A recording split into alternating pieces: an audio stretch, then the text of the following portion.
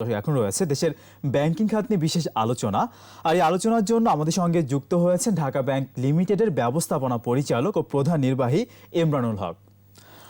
জনাব ইমরানুল হক, আপনাকে স্বাগত একুশে বিজনেসে। ধন্যবাদ। আমরা জানি যে করোনা সংকটে সরকার বিভিন্ন সেক্টরের জন্য 19টির মতো প্রণোদনা প্যাকেজ ঘোষণা করেছিল। তো সেটার বাস্তবায়ন কিন্তু আপনাদের মতো ব্যাংকের মাধ্যমে হয়েছে। সেটা একটু জানতে চাই যে ব্যাংকগুলো বাস্তবায়নের ক্ষেত্রে কর্মযোগ্য সম্পন্ন করার ক্ষেত্রে কতটুকু সফল হলো, সেই সাথে ঢাকা ব্যাংক আসলে কতটুকু সফল হলো সেটাও আমি জানতে চাই। ধন্যবাদ রনু আপনাকে। অ্যাকচুয়ালি করোনা তো আমাদের ব্যবসায়িক খাতে একটি বড় আঘাত এনেছে আর কি, এবং তার সাথে সাথে আমি বলবো যে আমাদের সরকার, বিশেষ করে বাংলাদেশ ব্যাংক, মানে একদম এত তৎপরতার সাথে যে প্রণোদনা প্যাকেজটা মানে ব্যবসায়ীদের জন্য নিয়ে এসেছেন, এটি আমি বলবো যে ব্যবসাতে যে আঘাত মানে এসেছিল সেটা থেকে ঘুরে দাঁড়ানোর জন্য মানে খুবই একটি পরিকল্পিত একটা পরিকল্পনা আর কি। এই জন্য আমি আমার সরকার এবং বাংলাদেশ ব্যাংকে সাধুবাদ জানাই। এবং আপনি ঠিকই বলেছেন যে এটির পুরোটাই দায়িত্ব, বিতরণের দায়িত্ব কিন্তু ব্যাংকগুলোর উপর দিয়েছিল আর কি। তো আমরা যদি আমাদের ব্যাংকের কথা বলি, যে আমরা এটির গুরুত্ব বুঝেছিলাম যে আপনার যেহেতু এরকম একটি সংকট আমাদের শুধু দেশ না সারা বিশ্বব্যাপী এই সংকট, এবং এরকম সংকট কিন্তু আমরা কখনো আগে মোকাবেলা করিনি আর কি। এটি নতুন ধরনের চ্যালেঞ্জ ছিল, এবং এই চ্যালেঞ্জ থেকে যেহেতু পুরোপুরি আমাদের দেশ, আমাদের অর্থনীতি, সারা বিশ্ব স্তব্ধ হয়ে গেছিল, অলমোস্ট 3 মাসের মতন আমাদের পুরো দেশ লকডাউন ছিল। লকডাউন খোলার পরে যে এটির একটি মানে যেটি ব্যাড এফেক্ট, ব্যাড ইম্প্যাক্ট, এটি থেকে উত্তরণের জন্য প্রণোদনার প্যাকেজের যে অর্থ, এগুলো আমাদের গ্রাহকদের কাছে পৌঁছে দেওয়ার দায়িত্ব ব্যাংকগুলোর কাছে ছিল, এবং তড়িৎ গতিতে পৌঁছে দেওয়ার জন্য আমাদেরকে সব ধরনের পরিকল্পনা বাংলাদেশ ব্যাংক দিয়ে দিয়েছিল আর কি। তো সেটি আমরা চেষ্টা করেছি। আমরা প্রথমে নির্ণয় করার চেষ্টা করেছি যে আমাদের প্রকৃত ক্ষতিগ্রস্ত গ্রাহক কারা আর কি। সেটি বের করে আমরা বেসিক্যালি তাদের নিড অ্যানালাইসিস করে তাদের চাহিদার জায়গাটাতে আমরা তাদের মানে বিশেষ করে বৃহৎ এবং সার্ভিস সেক্টরের যে গ্রাহকগুলো ছিল তাদেরকে আমরা কিন্তু আমাদের প্রণোদনা প্যাকেজের পুরোটাই, অলমোস্ট বলতে পারেন পুরোটাই, আমাদের ব্যাংকে এটির পরিমাণ ছিল 758 কোটি টাকা, এবং সেখানে গ্রাহকের সংখ্যা ছিল 257 জন।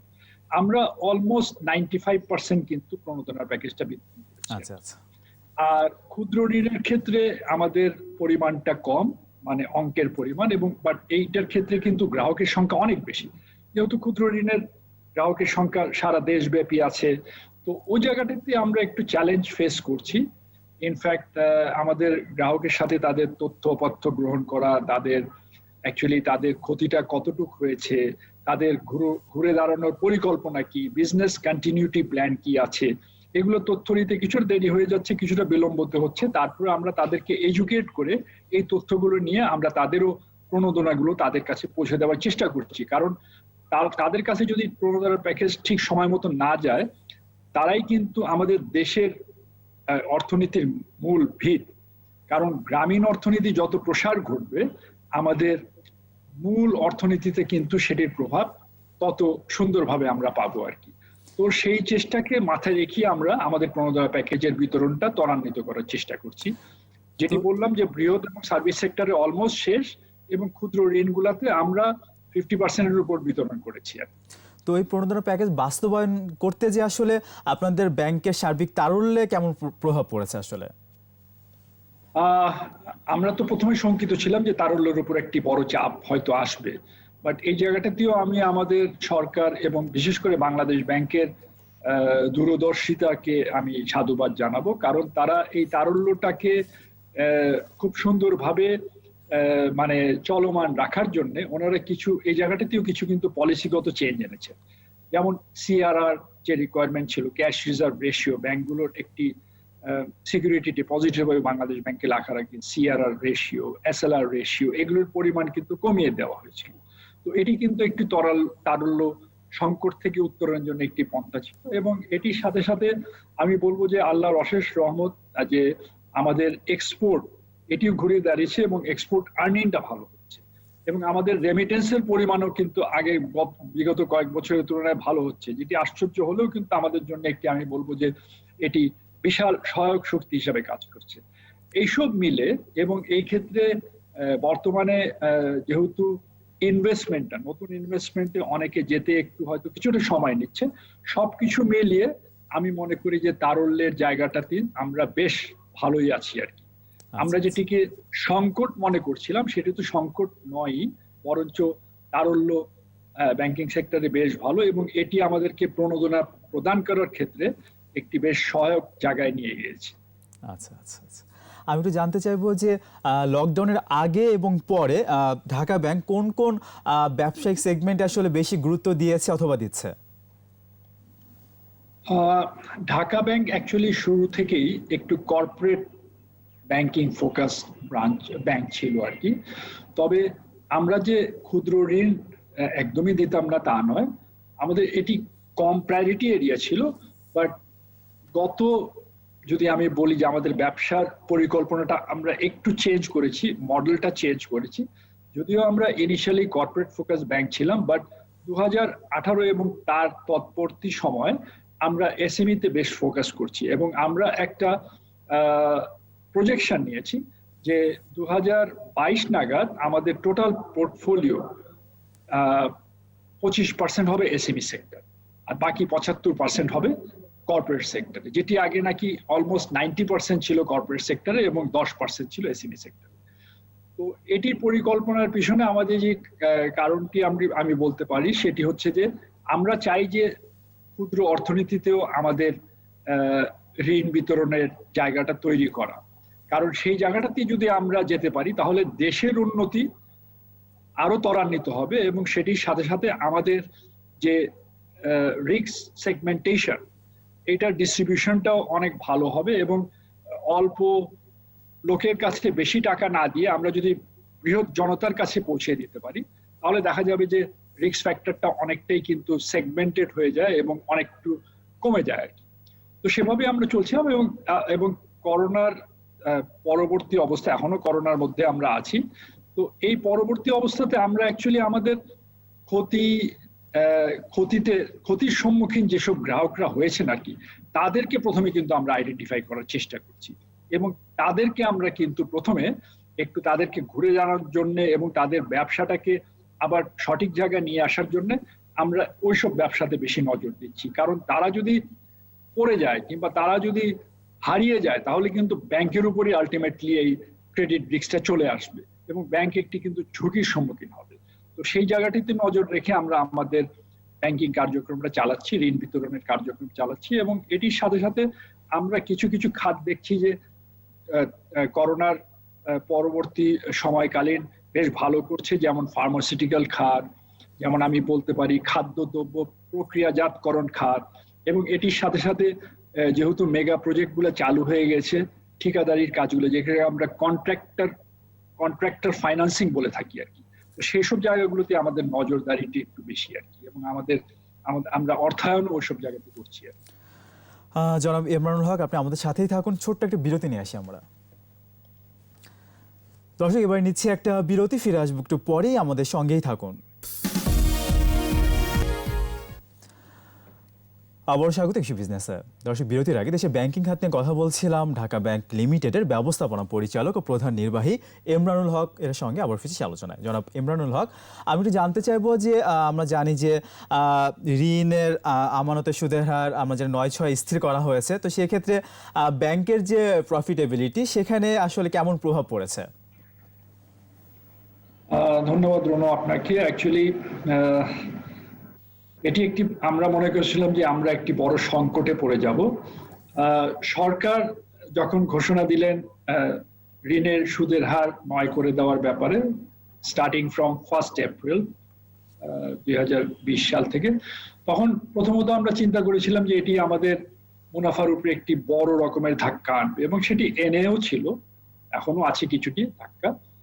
তবে এটি সরকার যেটি করেছিলেন নিশ্চিত করে আমি বলতে পারি যে এটি ভালোর জন্যই করেছেন, কারণ কস্ট অফ ডুইং বিজনেস ব্যবসায়ীদের জন্য যদি আমরা কমাতে না পারি তাহলে কিন্তু সত্যি কথা বলতে দেশের ব্যবসার প্রসার ঘটার কথা না, এবং দেশের ব্যবসার প্রসার যদি না ঘটে তাহলে কিন্তু আমাদের দেশ যে কাঙ্ক্ষিত জায়গায় যাওয়ার যে একটা প্ল্যান, আপনার মিডল ইনকাম গ্রুপ এবং পরবর্তীতে ডেভেলপিং কান্ট্রি হিসাবে যে একটি স্থান আমাদের করে নেওয়ার কথা, এই জায়গায় কিন্তু আমরা একটি সংকটের জায়গায় পড়ে যাবো আর কি, কিংবা পড়ে যেতাম।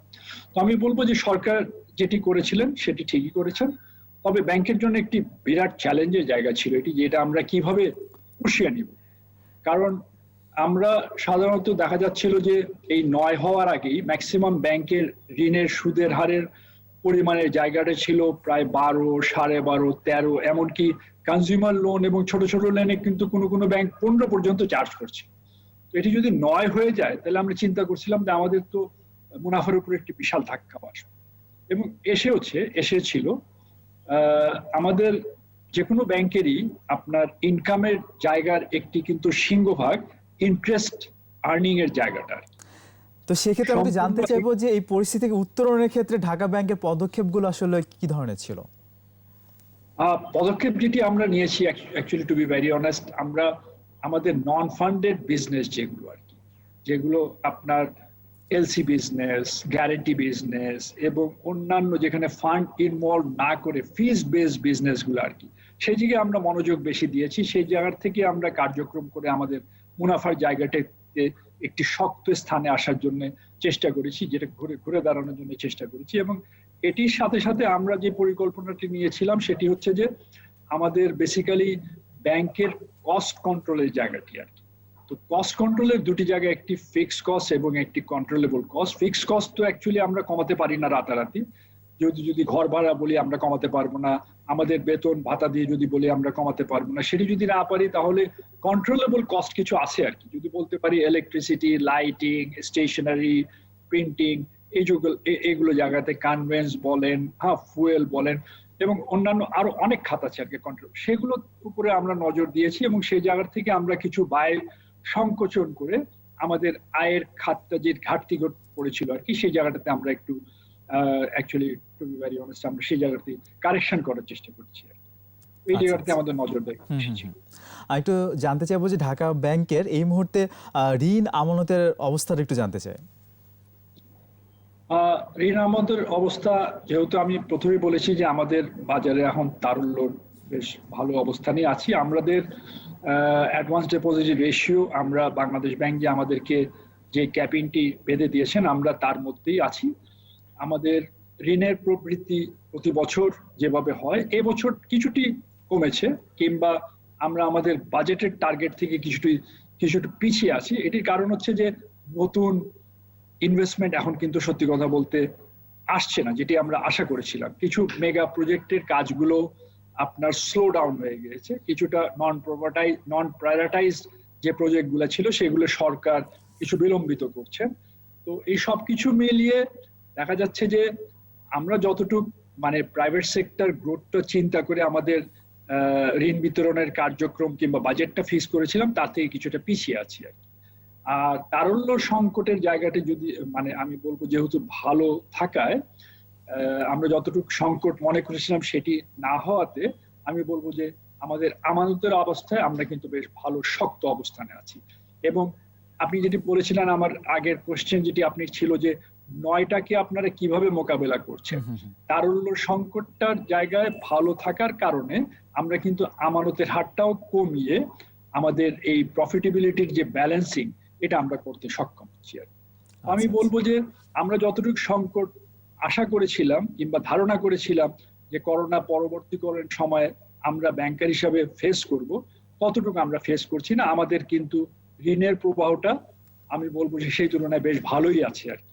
এবং আপনার তারল্য সংকটের জায়গাটিতেও আমরা বলবো যে আমরা বেশ ভালো করছি এবং এই সেক্টর আরো গতিশীল হবে সে প্রত্যাশা আমরা করছি। একটু সার্বিকভাবে ব্যবসা বাণিজ্যের অবস্থা একটু জানতে চাই, কিভাবে দেখছেন? ব্যবসা আমি বলবো যে 80% ইজ ব্যাক ইন ট্র্যাক। কারণ আমাদের এক্সপোর্ট যে জায়গাটাতে আমরা সবচেয়ে বড় ঝুঁকির জায়গা চিন্তা করেছিলাম, আমরা বেশ আল্লাহর কাছে আমাদের অনেক শুকরিয়া যে আমাদের গার্মেন্টস ফ্যাক্টরিগুলো খুলে গিয়েছে। এবং ওদিন পত্রিকায় ছিল যে অলমোস্ট 99% গার্মেন্টস ওয়ার্কাররা কিন্তু ঝুঁকিমুক্ত কিংবা তারা করোনায় আক্রান্ত হয়নি। তো তারা দেখেন এত কাছাকাছি বসে কাজ করার পরেও এটার থেকে যে বাঁচিয়ে রেখেছেন আল্লাহ তাআলা, এটি আমাদের জন্য বলবো বিশাল রহমতের জায়গা। এবং সেটির জন্য কিন্তু আমাদের এক্সপোর্ট আমাদের কাঙ্ক্ষিত জায়গায় আমরা পৌঁছিয়েছি। এর সাথে সাথে রেমিটেন্সও ভালো হচ্ছে এবং ব্যবসাগুলোর কিছুটা আপনার বিলম্বিত করছেন কিছু বড় ইনভেস্টমেন্ট যারা করতে চেয়েছিলেন।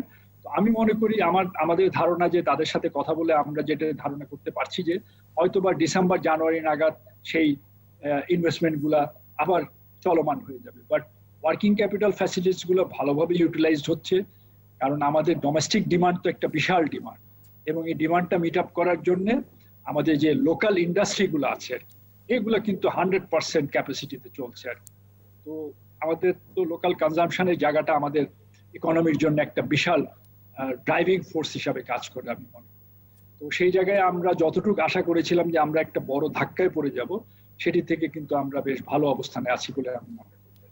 অবশ্যই। একদম শেষের দিকে একটু ছোট করে জানতে চাইবো যে আমরা যেটা শুনলাম যে 2020-এর 31 ডিসেম্বর পর্যন্ত গ্রাহকদের ঋণের কিস্তি দিতে হবে না, এইটাকে আপনি কিভাবে দেখছেন? এটি আমি বলবো যে সরকারের ভালো একটি উদ্যোগ, বাট আমাদের কাছে কিন্তু কিছু কিছু এরকম কেসেস আমাদের কাছে আমাদের নজরে পড়ছে যে তারল্য থাকা সত্ত্বেও ক্যাশ ফ্লো পাচ্ছে, বাট এরকম কিছু ক্লায়েন্ট কিন্তু এটির সুযোগ নিয়ে কিন্তু আপনার ঋণ পরিশোধটা কিছুটা বিলম্বিত করছে। এটি কিন্তু আমাদের জন্য আবার একটু কিছুটা শঙ্কার জায়গা। তো আমি মনে করি যে ব্যবসাটাকে টিকিয়ে রাখার জন্য, ব্যবসাটাকে আবার ঘুরে দাঁড়ানোর জন্য সরকারের এই পদক্ষেপটা অবশ্যই ভালো, বাট এটির সাথে সাথে আপনার গুড গভর্নেন্স, গুড প্র্যাকটিস মাথায় রেখে আমরা আমাদের ক্লায়েন্টদেরকে এডুকেট করার চেষ্টা করছি। যদিও এই সুযোগ সুবিধাটা আপনারা পেয়েছেন, বাট আপনাদের কাছে যদি ক্যাশ ফ্লো চলে আসে তাহলে কিন্তু আগে ভাগেই আপনারা ঋণটা শোধ করে দেন। এটাতে আপনাদেরও উপর ঋণের যে সুদের চাপ এটাও কমবে এবং আমাদের ব্যাংকিং সেক্টরের যে তারল্যের যে জায়গাটা, সেই জায়গায় আমরা একটু ভালো জায়গায় থাকবো আর কি। এই জায়গাটাতে আমরা সেভাবেই কাজ করছি। অবশ্যই আমরা সেটাই প্রত্যাশা করছি যে ব্যাংকের গতিশীলতা আরো বৃদ্ধি পাবে, সে প্রত্যাশা নিয়ে শেষ করছি। আপনাকে অনেক ধন্যবাদ আমাদেরকে সময় দেওয়ার জন্য। দর্শক, এতক্ষণ দেশের ব্যাংকিং খাতের নানা দিক ও করণীয় কথা বলছিলেন ঢাকা ব্যাংক লিমিটেডের ব্যবস্থাপনা পরিচালক ও প্রধান নির্বাহী ইমরানুল হক। দর্শক, নিচ্ছে আরও একটা বিরতি। বেলা 1:30টায় আবারও ফিরে আসবো 21 বিজনেসে আরও আয়োজন নিয়ে। আমাদের সঙ্গেই থাকুন।